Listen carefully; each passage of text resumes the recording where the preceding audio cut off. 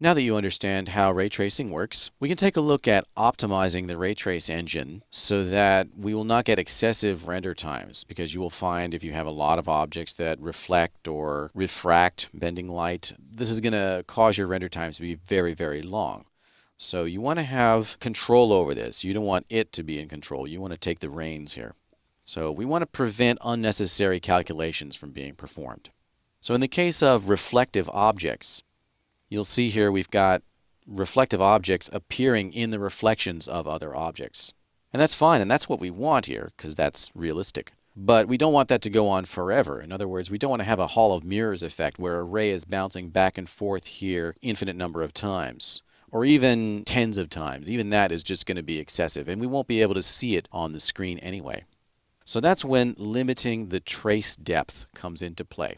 You'll see at the bottom of the rendered frame window a section here that says Trace Bounces Limits. And this is where you can set limits on the number of times a ray can bounce. You'll see the default for reflections is 4, and that's actually probably more than we need in most cases. I'm going to see what happens if I bring this down to 2. And I'm also going to just clone this rendered frame window so we'll have something to compare it to. This is max reflections set to 4, which is the default, and now I'm going to render it with max reflections set to 2. And you'll see it looks very, very similar. There's one little black spot here, one little fly in the ointment, but you know what? Our viewers might not even notice that. So it might be okay. We might be able to get away with this. So a ray strikes a surface, bounces once, bounces twice, the end. And that's going to be much faster render than 4 reflections over here. So a value of 2 might be good enough. Now if I bring this down even further, let's say I bring it down to 1 and render again, we're going to see very obvious change here, big black spots. So that's a symptom of the trace depth being set too low, or the number of max reflections being set too low in this case.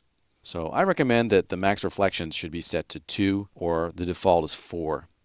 We also have here refractions, and that has to do with transparent objects and light bending through surfaces. And usually you can set this a little bit lower too. I often set it to 4, and that's usually good enough.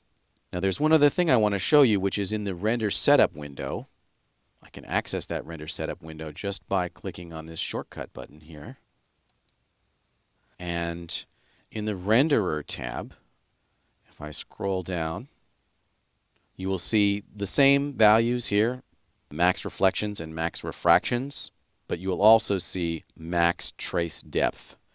That's a limit on the total number of rays for both reflections and refractions. So your rule of thumb here is that the max trace depth should be equal to the number of max reflections plus the number of max refractions. And what we have here is just about optimized for the particular scene that we have. So now that you understand how trace depth works and the number of max reflections and refractions work, then you'll be able to tune these settings to get faster render times and not have to wait as long and get good results.